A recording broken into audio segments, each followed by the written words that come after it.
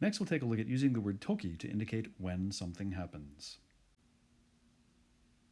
So to describe that some action or event happens at time x, we can use a verb in its short form, either in the affirmative or the negative, before toki. In an English sentence, the tenses of both verbs in these kinds of phrases has to match. So notice this sentence.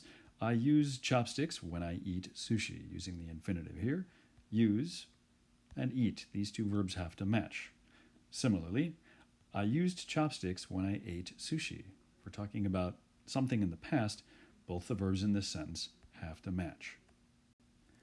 This is not the case in Japanese, however. In such Japanese sentences, however, the tenses do not have to match. In sentences that use toki, the meaning is subtly different depending on the tenses employed in the sentence.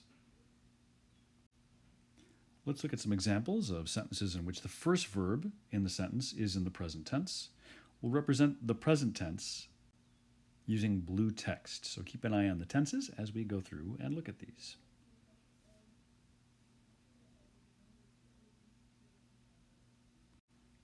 Let's say you're planning a trip to Tibet.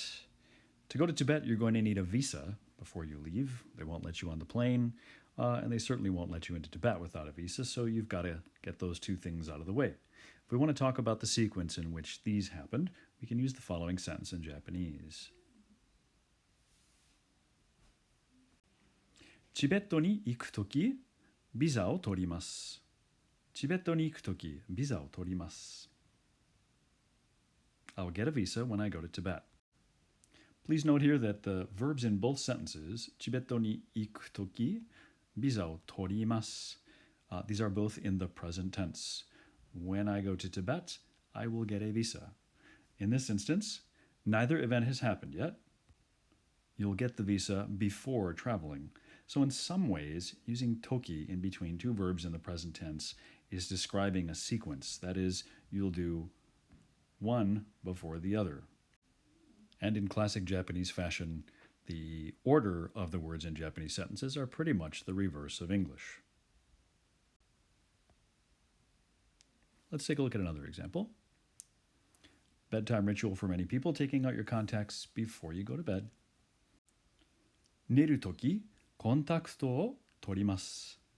寝るとき、コンタクトを取ります。We'll translate this as, I take out my contact lenses when I go to bed. You take out your contacts, and then you go to bed. You usually do it in this order.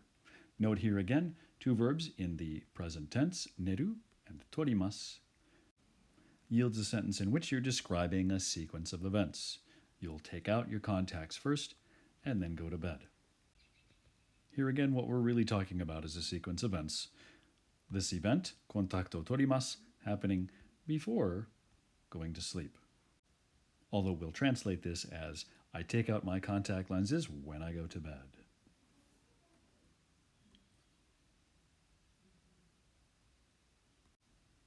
All right, what about using the word toki with some adjectives or nouns? How do those pan out? Let's see. So we've already seen the word toki used with nouns in previous lessons. Recall that you must use the particle no when you're connecting a noun and toki. Some examples here. Kodomo no toki, when you were a kid. Koukou no toki, when you were in high school. And phrases like this are also possible. Ame no toki, when it rains. If you're using the word toki following a na adjective, you must be certain to include na following that na adjective. Some examples here. Genki na toki, when you're feeling well or when you're feeling fit. Hima na toki, when you have free time or when you're idle. Let's look at a couple examples that use either nouns or na adjectives. 寂しいとき、友達に電話します。寂しいとき、友達に電話します。When I'm lonely, I call my friends. Note here the tense of the adjective, 寂しい, and the tense of the verb, 電話します, are both in agreement in this particular Japanese sentence. That is, they're both present tense. What happens when action A is fulfilled or occurs, sabishii toki, when I'm lonely? This kind of suggests that what follows is kind of a natural outcome or consequence of that.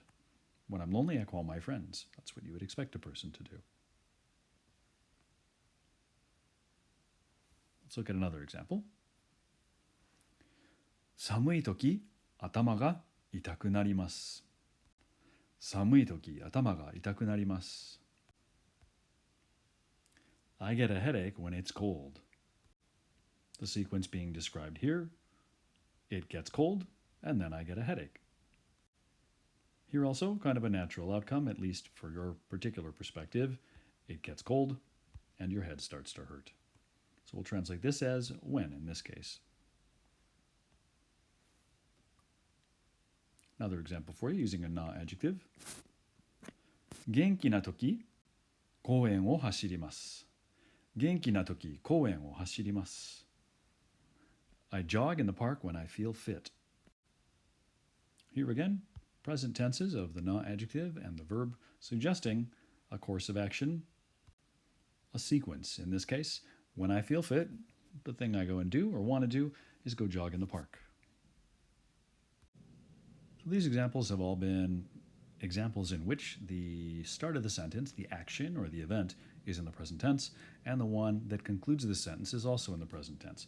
Let's look at what happens when we sort of mix the two up a bit. So, examples of sentences here in which the second verb in the sequence is in the past tense. Here we'll represent the past tense in each sentence with the color green. Let's take a look.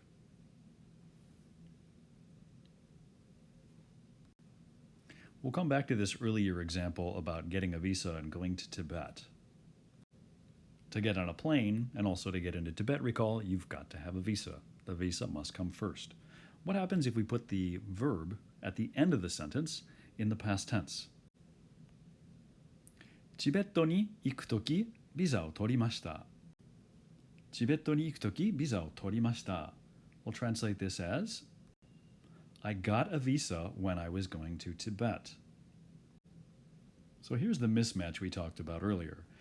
The verb here at the start of the sentence, チベットに行く, to go to Tibet, is in the present tense, whereas the verb at the end of the sentence is in the past tense. In this particular sentence, both events have happened.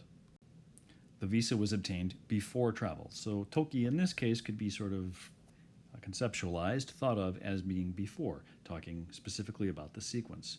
You got the visa and then you went to Tibet.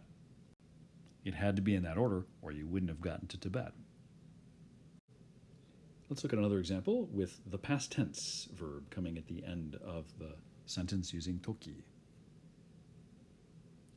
出かけるとき、ドアに鍵をかけました。出かけるとき、ドアに鍵をかけました。I locked the door when I went out. In this case, again, we have a present tense verb at the start of the sentence and a past tense verb at the end. Both the verbs in the English sentence have to be the past tense. Remember, they have to agree in English. I locked the door when I went out. Here also, both events have happened. You locked the door before you left. In this case, it's equivalent to or close to before. We can translate it as when in this sentence as well, though. I locked the door when I went out. The sequence has to be correct. You lock the door, and then you leave. You'd never get out of the house if you locked the door first and tried. Here's one more example with the past tense verb coming at the end. 犬が病気の時、病院に連れて行きました。犬が病気の時、病院に連れて行きました。I took the dog to the vet when it was sick. In this example as well, we see present tense at the start of the sentence. 犬が病気の時, when the dog is sick. 病院に連れて行きました. I took it to the vet. Again, the tenses have to match in English, so I took the dog to the vet when it was sick. Note here again, both these events have happened. Your poor little puppers fell ill before you went to the vet. So again, with this past tense coming at the end, describing a sequence in which one event, getting sick, happens before the other. We can translate it as well, though, as when. I took the dog to the vet when it was sick.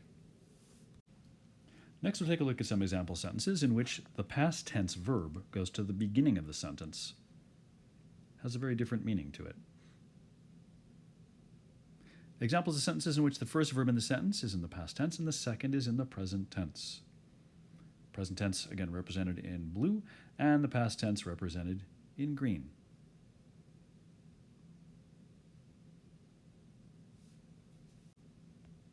疲れたとき、ゆっくりお風呂に入ります。疲れたとき、ゆっくりお風呂に入ります。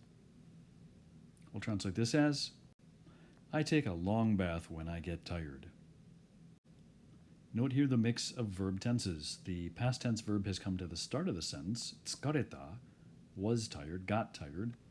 ゆっくりお風呂に入ります is in the present tense. Again, these have to match in English, so we have to say in English, I take a long bath when I get tired. In Japanese, though, we've got past tense at the start of the sentence. And this yields an interesting meaning, a different combination.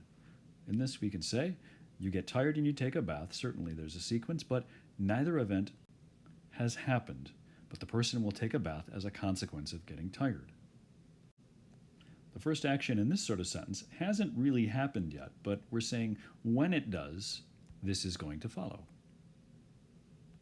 Let's take a look at another example. And we'll revisit this one in just a second with a different form of verbs. 中国に行ったとき、ウーロン茶を買います。中国に行ったとき、ウーロン茶を買います。So we'll translate this as, I will buy oolong tea when I go to China. Here again, we have a mix of verb tenses, past tense at the start of the sentence, present tense at the end of the sentence, and this mix again tells us A has not happened yet, but when it does, this will follow. You go to China, and then you buy the oolong tea. Neither event has yet happened. Buying the tea is conditional upon visiting China. And we'll take a look here at the same situation again, but a slightly different mix of verb tenses. This time we'll look at example sentences in which the first and second verbs are in the past tense. Both will be represented in green.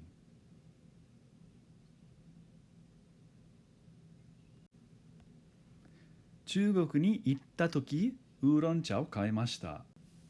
中国に行ったとき、ウーロン茶を買いました。I'll translate this as, I bought oolong tea when I went to China. Note here, past tense verb at the start of the sentence, 中国に行った, past tense verb at the end of the sentence, ウーロン茶を買いました. Here this is sequence again, but in this case, both events have happened. The tea was bought after you traveled to China. In effect, or for practical purposes, you might think of toki here as meaning after, because we're saying that one followed the other. Both actions are complete. 中国に行った, you went to China. ウーロン茶を買いました, and you bought some tea.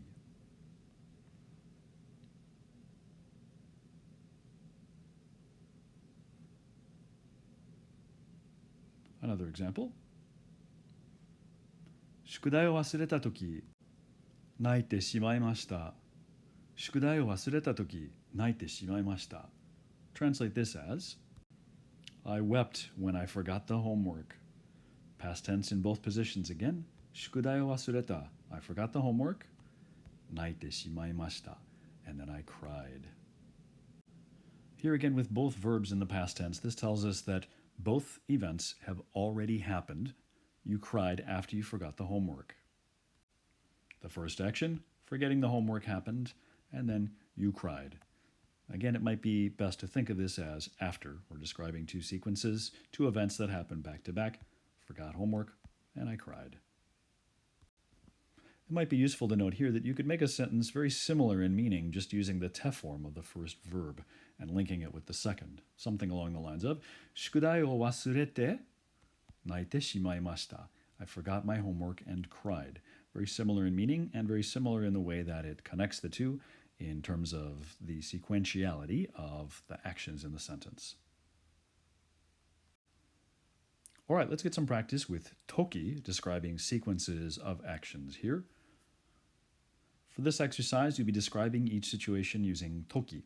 There'll be a picture of someone making some comment or saying something about their situation, and you'll come up with a sentence that says what the person would do in that situation. Be sure to take care when selecting the verb tenses at the beginning and end of the sentence, as they do tend to change the meaning. As always, I'll ask you to pause the video and see if you can come up with the way to say the sentence. When you're ready for the answer, unpause and see how you did. Here we go. Let's say for this first one, you've had a little bit too much to eat. 食べ過ぎました. One of the things that happens to people who eat a little bit too much is that they get indigestion. What's something you could do to stop that? You could take some medicine. So how would you say, when I eat too much, I take some medicine? Think that through for a second and then pause the video here. 食べ過ぎたとき、薬を飲みました. 食べ過ぎたとき、薬を飲みました. コーヒーを飲みます. I will drink some coffee, or I drink coffee. Something you do when you drink coffee, a lot of people do, is put some sugar in. So how would you say, when I drink coffee, I put sugar in? Pause the video here. コーヒーを飲むとき、砂糖を入れます. コーヒーを飲むとき、砂糖を入れます.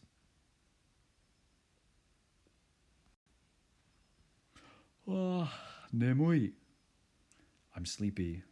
What's something you do when you get tired? A lot of people lean on caffeine. That is, they'll have a coffee. How would you say? When I'm sleepy, I drink coffee. 眠いとき、コーヒーを飲みます. 眠いとき、コーヒーを飲みます. わかりません. What's something you do when you don't understand? Look for someone who looks kind and then ask them for help. All right, pause the video here. わからないとき、親切そうな人に聞きます. わからないとき、親切そうな人に聞きます.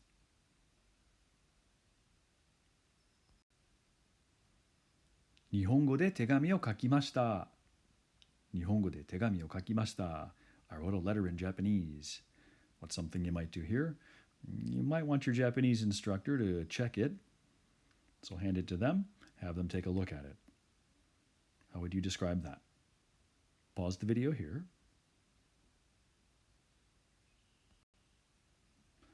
日本語で手紙を書いたとき、先生に見てもらいます. 日本語で手紙を書いたとき、先生に見てもらいます.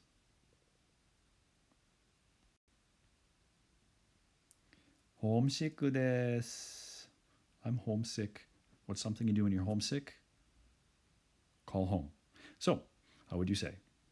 Pause the video here. ホームシックの時、親に電話します. ホームシックの時、親に電話します. 友達の家に行きます. I'm going to my friend's house. In Japan, you should never show up empty-handed when you go visit someone at home. Stop by a bakery or somewhere else, get some cookies, a little something to take along as a omiyage, a present, a gift as you show up. So how would you say, when I go to my friend's house, I buy cake? Pause the video here.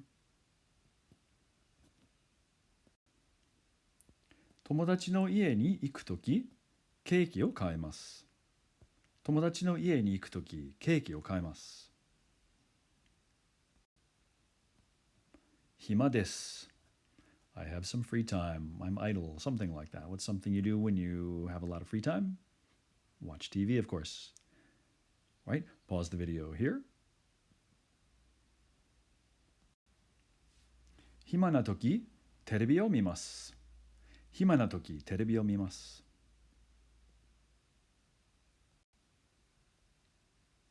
おいしいピザが食べたいです. おいしいピザが食べたいです. I want to eat some tasty pizza. Something you can do there, go to a restaurant. Hopefully there's a good one near you. Pause the video here. 美味しいピザが食べたいとき、レストランに行きます。美味しいピザが食べたいとき、レストランに行きます。朝寝坊しました。I overslept.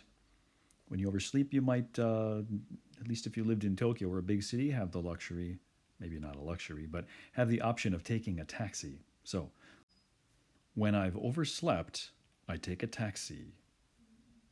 Pause the video here. 朝寝坊したとき、タクシーで行きます。朝寝坊したとき、タクシーで行きます。All right, that concludes our look at toki, using toki for when, sometimes meaning before, sometimes meaning after. In any event, is a way for us to describe a sequence of events. 皆さん、勉強頑張ってね。